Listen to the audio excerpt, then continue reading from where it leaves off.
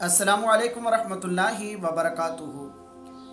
आज की वीडियो में हमने सूरतुल जुमुआ के फ़ज़ाइल और उसके फ़ायदे बयान करनी हैं।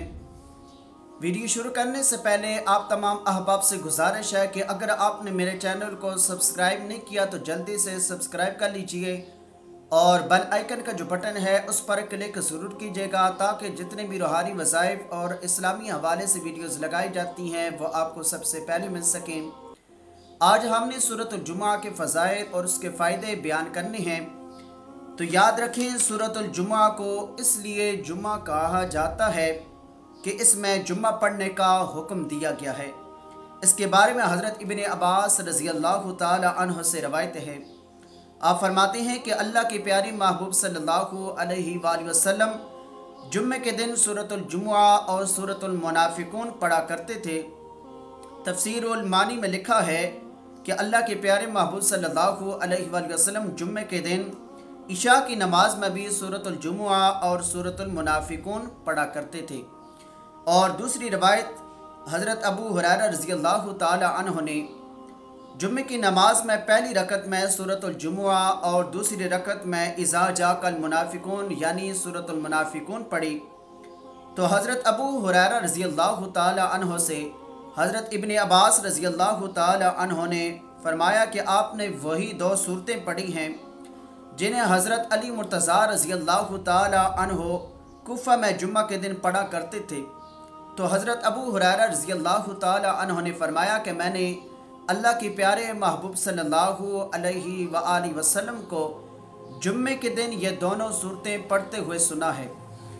इस सूरत का फ़ायदा क्या है? तो याद रखें, पहला फ़ायदा ये है कि जुम्मे के दिन इस सूरत को 11 मरतबा पढ़ना बेपनाह सवाब का सबब बनता है और अल्लाह ताला उस शख्स से राज़ी हो जाता है और उसके नामे अमाल में 10 गुना ज़्यादा नेकियों का इजाफ़ा फरमा देता है।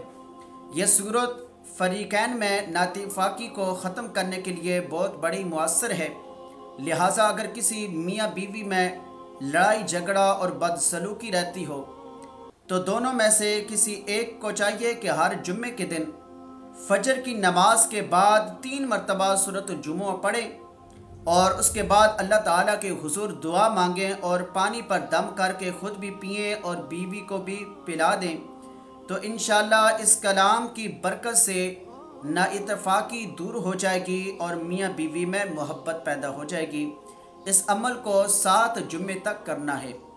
और दूसरा फ़ायदा ये है कि अगर किसी शख्स में वक्त की पाबंदी ना हो तो उसे चाहिए कि इस सूरत को 40 दिन तक असर की नमाज के बाद रोज़ाना पढ़े, तो इंशाअल्लाह उसके मिजाज में पाबंदी पैदा हो जाएगी और वो नमाज पढ़ने में भी पाबंद हो जाएगा।